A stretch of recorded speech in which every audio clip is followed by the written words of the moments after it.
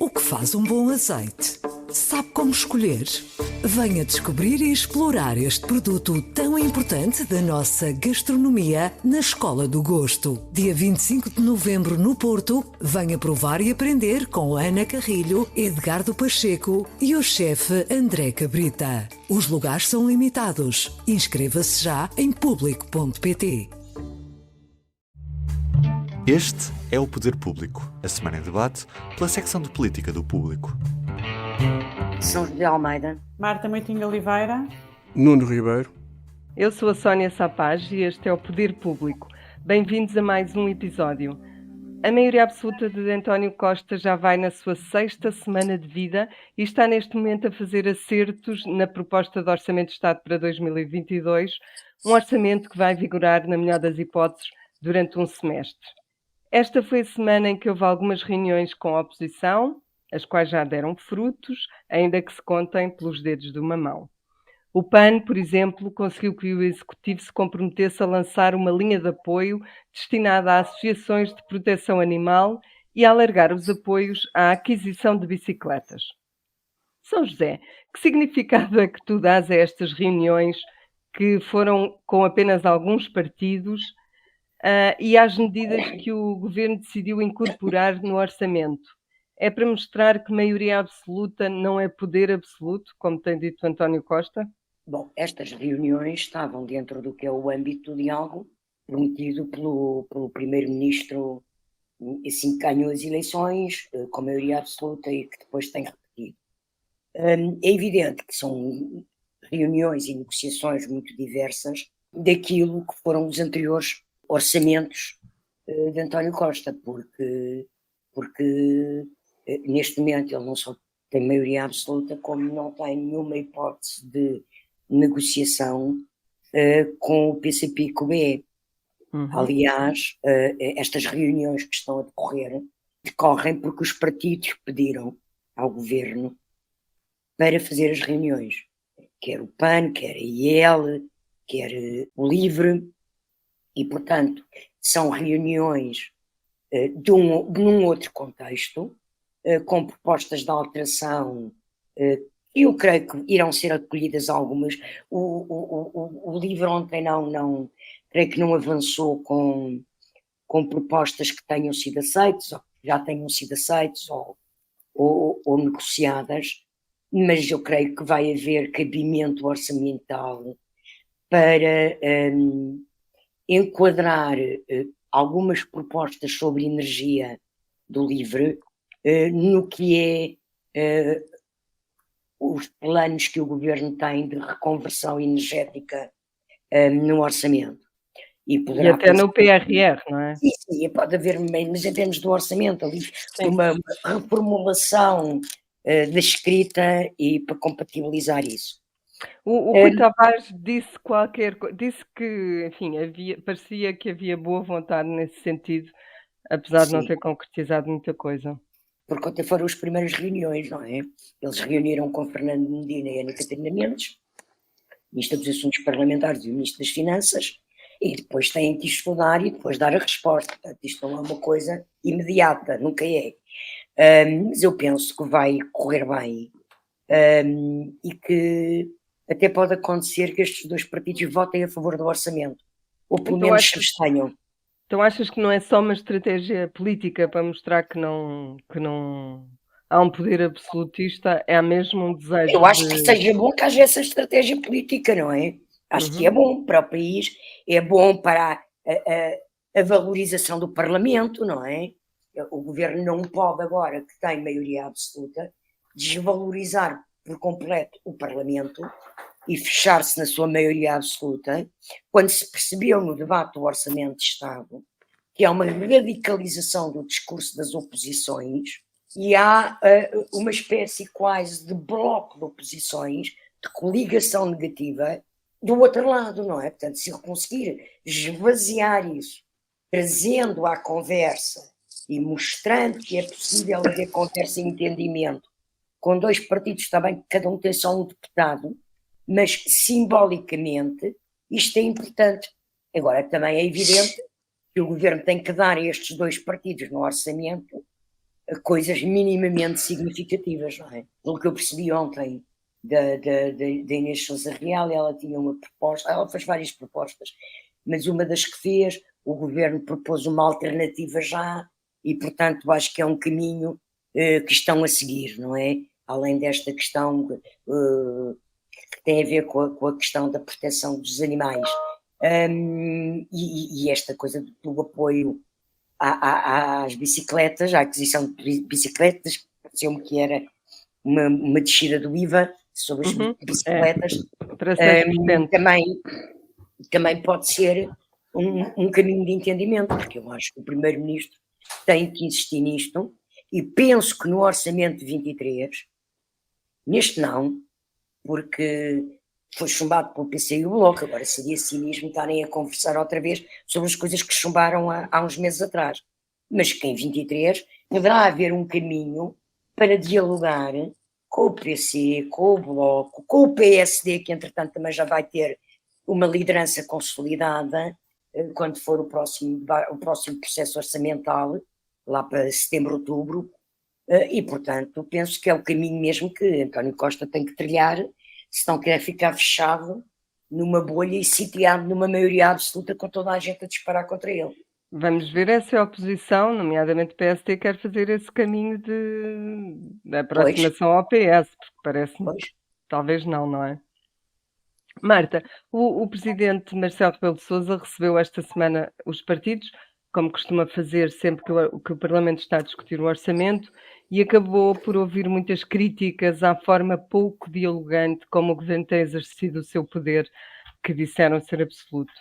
Dirias que foi uma novidade para Marcelo ou o Presidente já tinha dado sinais de estar atento a isso? Acho que não pode ser uma novidade para ninguém, nem para Marcelo, nem para nenhum português, porque nós estamos com esta conversa do poder absoluto de uma maioria desde a campanha eleitoral, não é? Foi o próprio governo que a lançou na altura. E estas reuniões, de facto, acontecem mais ou menos 3 em 3 meses e desta vez teve a coincidência de calhar nesta altura, que também não costuma ser a altura do orçamento, e juntaram-se aqui as duas coisas. Também não pode ser uma surpresa no sentido em que tem havido no Parlamento, o Parlamento arrancou os seus trabalhos há relativamente pouco tempo, porque o Governo também ainda tem pouco tempo, mas tem havido um esforço grande da maior parte dos partidos de tentar testar este modelo de maioria absoluta que agora temos e que saiu das eleições. Em pequenas coisas, a Iniciativa Liberal quis chamar António Costa e força muito esta questão de chamar António Costa por causa da questão de Setúbal, e isto quase que fica como uma questão de se ele não vier cá é porque é um desrespeito e é mais um sinal da maioria absoluta. Tem havido assim muitas até pequenas coisas, todos os instrumentos parlamentar, todos os instrumentos que existem no Parlamento, a oposição tem se esforçado por usar. Mas, Marta, essa da Iniciativa Liberal é um bocadinho ao lado. O Primeiro-Ministro não responde. Eu não estou a dizer, eu estou só a dizer que... tentar... Sim, claro, mas claro. Essa ideia da Iniciativa Liberal, essa ideia da Iniciativa Liberal é eles estarem a insistir numa coisa que não existe. Sim, o Negrão explicou isso bem depois, sim. Certo. A questão, ontem a Iniciativa Liberal já dizia, ok, então pode ser à porta fechada, queremos ouvir o Primeiro-Ministro à porta fechada.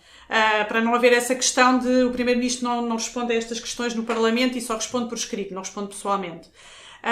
Mas o que se tem notado é isso, é um esforço da oposição em tentar mostrar que esta maioria absoluta tem tiques de poder absoluto, digamos assim. No fundo, se calhar isso vai marcar um bocadinho o tom da oposição, não é? Nos próximos, próximos anos.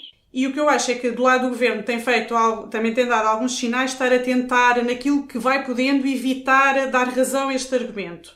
Por exemplo, esta questão das reuniões. O PS não precisa de ninguém para aprovar nada no Parlamento, mas decidiu fazer reuniões e até alargou mais do que ao LIVRE e ao PAN, e até fez reuniões também com a Iniciativa Liberal e também com os deputados do PSD Madeira. Outra das questões é, nós não estamos o Parlamento neste momento não tem disponibilidade nenhuma de agenda para discutir outras questões que não orçamento, e o Primeiro-Ministro enviou para o Parlamento um anteprojeto da Lei de Emergência Sanitária, que ele tinha na gaveta desde a altura da campanha eleitoral e não enviou na altura porque considerou que o Parlamento não está a funcionar e, portanto, enviou agora. Mas, quer dizer, nós tínhamos o PSD a fazer uma pergunta e estava a terminar o prazo de resposta a esta pergunta a pedir exatamente este documento. Portanto, também se nota do lado do Governo que está a fazer, naquilo que vai podendo, algum esforço para tentar evitar que haja que este argumento da oposição resulte.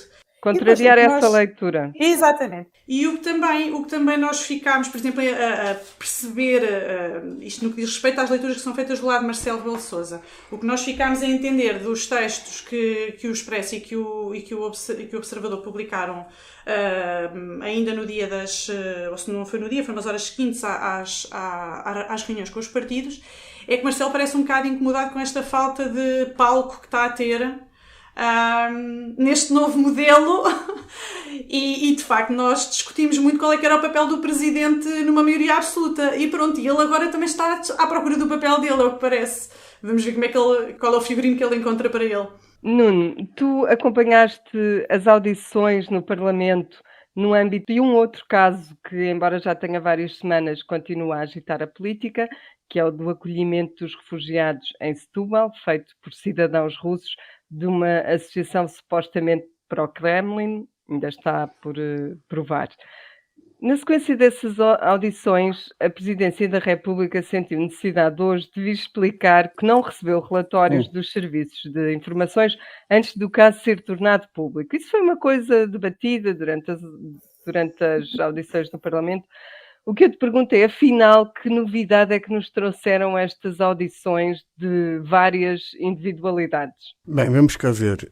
Eu não sou marciólogo, porque acho que isso não é profissão e é uma atividade de risco.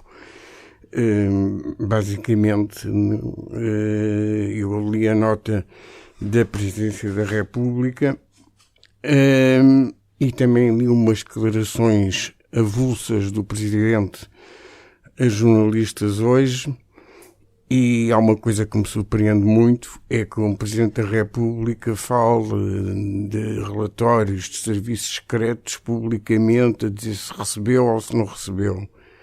As informações que se conseguiram ter é que ele até pelo próprio Primeiro-Ministro, diz que lhe envia os relatórios que recebe dos serviços de informação. No caso, pode haver aqui está na lista, pode haver aqui dois momentos diferentes. Ele ter relatórios dos serviços de informação que há anos fazem esses relatórios sobre a atividade russa em Portugal. Noto que quando foram expulsos há cerca de um mês 10 funcionários diplomáticos, o Ministro dos Negócios Estrangeiros, Gomes Cravinho, disse que já estavam numa lista há muito tempo, portanto já estava preparada a lista. Pode ser esse um momento. Outro momento pode ser a questão de Setúbal, porque a questão de Setúbal, tanto quanto eu consegui perceber, a queixa das associações foi em 1 de abril, não é? Portanto, não sei se de 1 de abril até agora foi mais investigação jornalística. Propriamente poderá ter sido mais a investigação jornalística que a investigação dos serviços de informação, a saber se o tal senhor Igor é boa pessoa ou não é nada boa pessoa, não é? Mas, sinceramente, desagrada-me muito que temas destes sejam trazidos para a praça pública desta maneira. Admito outra terceira hipótese, como já aconteceu uma vez, no caso da pretensa nomeação, que depois foi nomeado, do almirante Gouveia e Melo para chefe de Estado-Maior da Armada. A coisa tinha sido comunicada, esta informação tinha sido comunicada ao gabinete do Primeiro-Ministro, e o Primeiro-Ministro esqueceu-se. Isso já não há dúvidas nenhumas que foi assim, por muito que São Bento diga que não se esqueceram.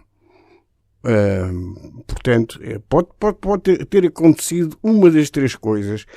Agora, por amor de Deus, sinceramente, é tão ridículo, quer dizer, é tão ridículo trazer esta coisa à praça pública como se fosse fundamental que ele soubesse ou não soubesse. Porque aqui é outra questão que é substancial. E se ele soubesse o quê? O que é que ele fazia? O que é que ele podia fazer? Qual é a necessidade de ele saber que uma Câmara do PCP tem lá uns senhores pró-russos que recebem ucranianos? Sinceramente, quer dizer, a ideia que eu tenho da função do Presidente da República está além do acompanhamento da informação diária, mas o professor Marcelo gosta muito disto. Não, se calhar ele sentiu que se soubesse tinha de ter feito alguma coisa, portanto achou melhor dizer que não sabia, não é? Já bem, mas eu admito que haja falhas de todo lado. Agora, o que me parece ridículo é falar isto na praça pública, nos termos, com um comunicado oficial e tudo. Sinceramente. Eu acho que este caso, posso acrescentar aqui uma coisinha, que é a sensação que me dá é que quando acontecem este tipo de polémicas, há duas coisas importantes e duas mensagens que quase toda a gente passa, que são: eu não sabia porque não tinha informação, não recebo informação, e a outra é não faz parte das minhas competências. Toda a gente também tem muita noção de até onde é que vão as suas competências. Vamos cá ver. Aquelas zonas... Vamos cá ver. Por exemplo, ontem quem disse que não faz parte das suas competências foi o Ministro da Administração Interna, com toda a razão, porque nunca devia ter sido lá chamado. Aliás, na audição dele, o momento mais hilariante foi a discussão entre o deputado do PSD e o líder da bancada parlamentar do Chega, porque dizia-lhe o deputado do PSD, nós bem tínhamos dito que não valia a pena, mas vocês quiseram. Pronto, não é? Já diferente, teve que ser o desempenho do embaixador, do secretário-geral dos Serviços de Sistema de Segurança Interna, que se escudou em duas coisas que são fundamentais neste negócio discreto, que é segredo de Estado e segredo de Justiça. Pronto. Olha, mas houve de facto alguma novidade ali? Ou seja, foram ouvidas aquelas personalidades todas? Não, eu acho que houve novidades. Onde houve novidades foi que os já ex-membros do Conselho de Fiscalização dos Serviços de Informação, que hoje foram substituídos e já entraram em função os novos, deram a entender, tanto quanto se conseguiu saber, porque a audição foi à porta fechada, que havia relatórios e que os serviços de informação estavam a acompanhar a atividade dos russos. Agora não sei se era de Setúbal, se era dos russos que foram expulsos, se era noutros casos de russos que também constou por aí, chegou-se a falar de espionagem industrial, imaginem. Mas é evidente. Faz lembrar um bocadinho as séries de televisão que nós vemos com espiões russos e contra-espiões. É que eles são mesmo. É que eles são mesmo. A realidade é esta. A realidade é esta. Agora, há uma coisa que particularmente me irrita. É que as pessoas continuam a olhar para aquilo que até chamam depreciativamente como secretas, que são serviços de informações, que são coisas totalmente diferentes, que são discretos, mas não são secretos. Como se fosse uma espécie de nova PIDE. Sinceramente, esta mentalidade é verdadeiramente nociva para a atividade desta gente, que recolhe e analisa informação. E que já tem bastantes menos capacidades de intervenção que os seus congêneres, não é? Então, José, tu também acompanhaste um bocadinho este caso e escreveste até sobre a moção de censura que o PS decidiu apresentar em Setúbal ao Presidente. Acreditas que o lugar de André Martins, Presidente da Câmara, pode estar em causa, ou que o caso pode extravasar o âmbito autárquico ou não? Eu acho que o André Martins já neste momento está muito debilitado, mesmo que ele não tenha autorizado diretamente alguém na Câmara, ele é o responsável máximo. Pronto. Não tenha autorizado o acordo, não tenha sido ele que combinou com esta associação. E até porque ele tem sido muito desmentido. Ainda nestas audições parlamentares, uma das coisas que se percebeu foi e agora também respondendo à tua segunda pergunta, juntando as duas, uma das coisas que se percebeu é que aquilo é uma coisa mesmo ao nível autárquico. Ou seja, esta situação, havia outras câmaras que tinham protocolos com esta associação, mas nessas câmaras eles não foram usados para receber refugiados. Por outro lado, a Ministra Adjunta dos Assuntos Parlamentares foi muito perentória a assegurar que não é através do Alto Comissariado para as Migrações, que é o departamento governamental, e na dependência do governo, que aquele protocolo foi feito, ou seja, não há registros, não há ACM, foi um ajuste direto da Câmara com aquela associação. Portanto, eu acho que isto é uma questão que está no nível autárquico. É evidente que é muito difícil deitar abaixo um presidente da Câmara, é quase impossível.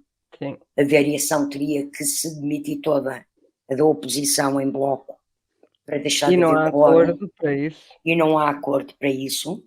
Agora, eu penso que André Martins continua a não explicar, a irritar-se.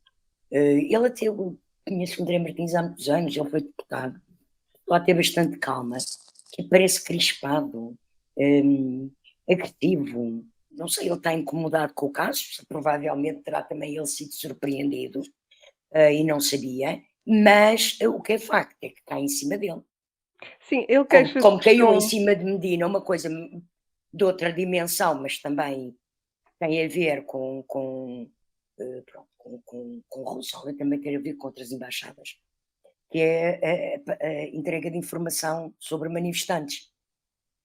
E eu acho que isso foi uma das questões que fragilizou politicamente Medina e que contribuiu para ele não ser reeleito presidente da Câmara. Não terá sido a única, mas terá sido uma das. E, portanto, eu penso que isto vai ter um efeito a prazo sobre André Martins.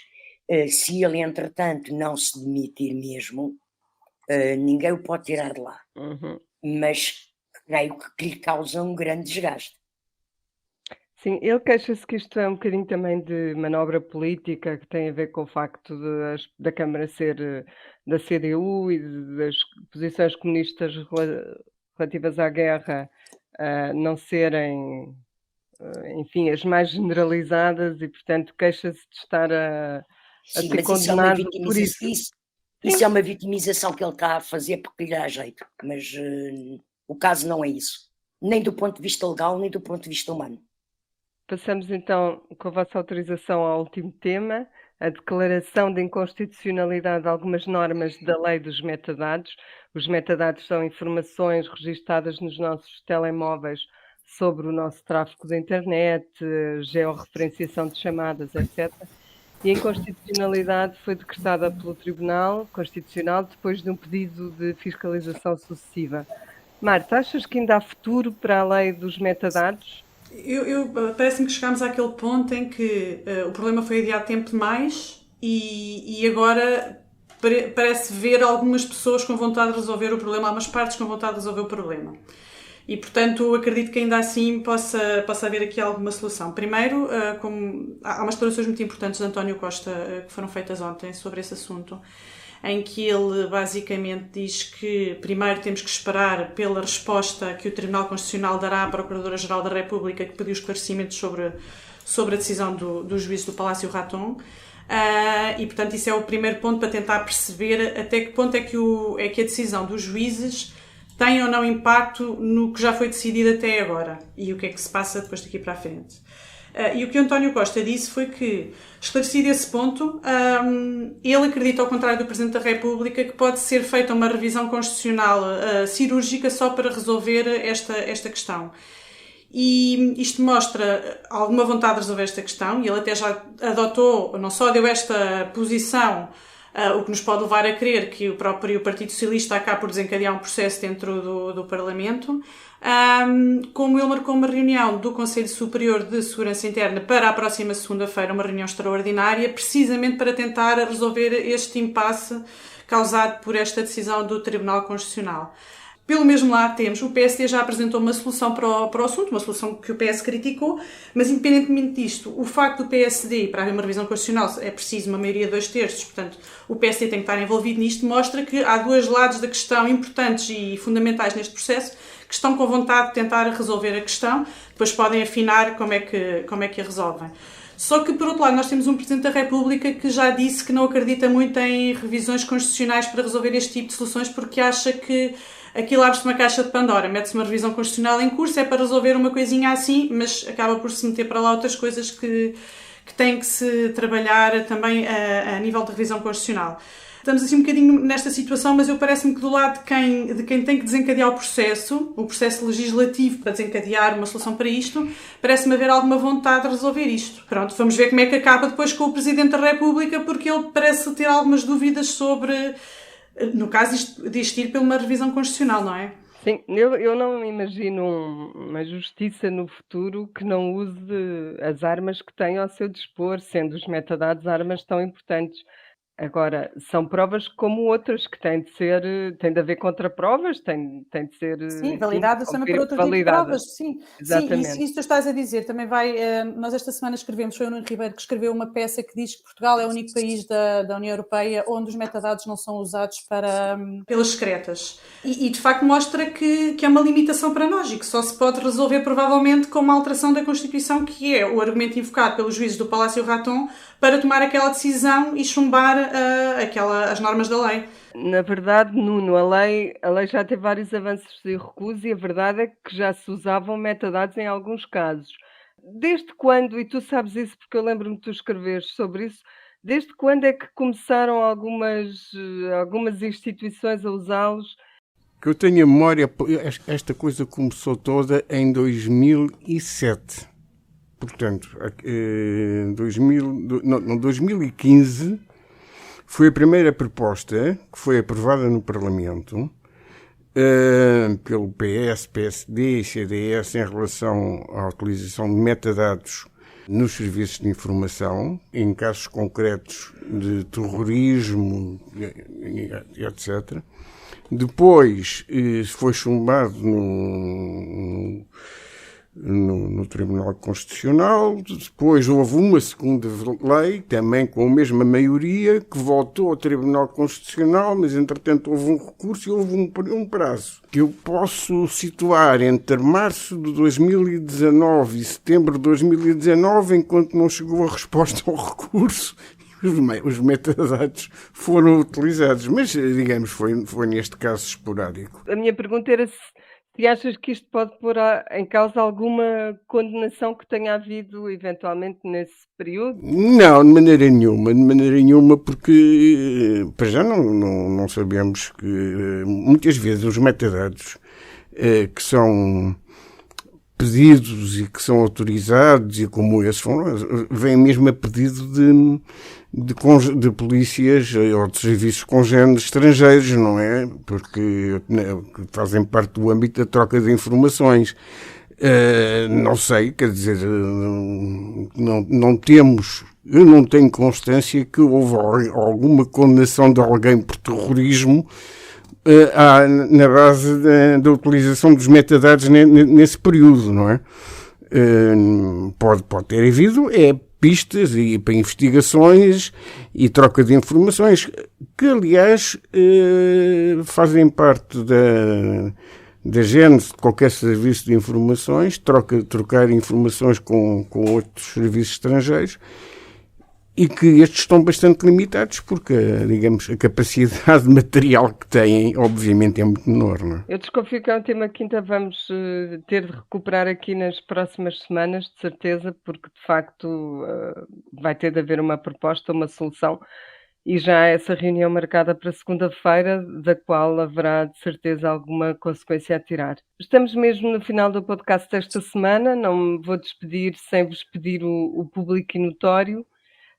Eu tenho explica-se rapidamente, é um número, 33, e é o número de empresas do Estado que estavam em falência técnica em 2020, entre as quais empresas como a Metro do Porto, a TAP, a CP, Transtejo, bastantes empresas de transportes. É um número divulgado pelo Conselho de Finanças Públicas e eu acho que merece um bocadinho de reflexão. São José, tu tens um público e notório? Tenho uma proposta, foi noticiada pelo público e que felizmente já caiu, que era uma proposta de avaliação dos médicos de família para terem complementos de ordenado ou melhoramento de ordenado, o número de abortos voluntários que conseguissem evitar. E eu acho que quem fez esta proposta, de facto, não percebe nada do que é direitos fundamentais, não percebe nada do que é democracia e não percebe nada do que é o aborto e que é os direitos das mulheres. E, de facto, deve ter, não sei se são só senhores ou também têm senhoras, mas são um grupo de machistas que acham que um médico pode vir dizer a uma mulher o que é que ela deve decidir sobre a sua autodeterminação em poder abortar. Eu acho que, de facto, deve ser prejudicado pelo facto de não dizer nada, não é? Quer dizer, não, mas não pode aconselhar, não deve e não pode aconselhar, nem meter o bedelho no assunto. A decisão é da mulher. E eu acho extraordinário que ao fim destes anos todos, de facto, nós vivemos um clima estranho no mundo, nas democracias, sobre o que são os direitos, liberdades e garantias. Porque ver um grupo de médicos que acha que pode pôr isto como um critério de bonificação salarial é, de facto, um completo absurdo de um Estado totalitário. Portanto, eu tenho imensa pena que a formação cívica dos senhores e das senhoras deste grupo de trabalho seja tão escassa e que eles percebam tão pouco o que é que são os direitos, liberdades e garantias dos cidadãos. Felizmente que a coisa não durou 24 horas. Felizmente. Uma manchete do público. E mesmo assim, fiquei completamente pasma pela forma como a Ministra da Saúde ainda defendeu a medida. É verdade. Parece que também não sabe pensar.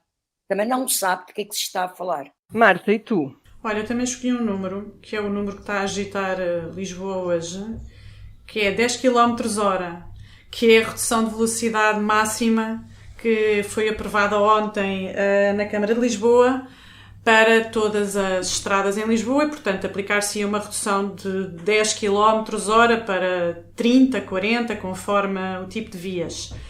E isto não só é um tema que nos diz respeito a todos nós, porque muitos de nós andam de carro e conduzem, portanto, em controlar a velocidade e, portanto, vamos ter que andar um bocadinho mais a passo de caracol, como é também um reflexo daquilo que às vezes nós falamos aqui, que é a diferença entre vencer as eleições e ter a maioria para depois tomar decisões, não é? Pronto, e foi o que aconteceu, e entretanto Carlos Moedas já disse, o Presidente da Câmara já disse que a oposição tomou uma medida que ele vai tentar reverter porque as pessoas não foram ouvidas. No fundo é aquilo que nós no Parlamento chamamos uma coligação negativa, não é? Quando a oposição toda se une para aprovar uma coisa contra o Presidente. É uma coligação negativa, exato. Mas olha, eu que ando muito a pé e atravesso muitas estradas, acho muito bem que seja reduzida a velocidade. Sei que vocês vão achar mal o que eu estou polémico, a dizer. sem mas dúvida. eu também atravesso estradas, porque eu quando saio do carro tenho que atravessar uma estrada. Claro, mas há muitas estradas que não são atravessadas em Lisboa. Eu só quero dizer... Por exemplo, aquela avenida Nuno que nós atravessamos da Índia, Brasília. Sim. Não tem passageiros de peões. Eu só vos quero dar um exemplo estrangeiro. Em Madrid, a diminuição da velocidade máxima para os 30 km, em Madrid, não só em toda a Espanha, provocou uma quebra brutal nos atropelamentos mortais e nos atropelamentos. Não deixa de ser sintomático. Nuno, então qual é o teu público notório? O meu público notório é muito breve e tem a ver com a tomada de posse da nova Comissão de Fiscalização dos Serviços de Informação da República Portuguesa, que decorreu esta manhã no Parlamento e em que Augusto Santos Silva puxou as orelhas aos partidos e à utilização partidista das informações que recebem no âmbito deste conceito de fiscalização.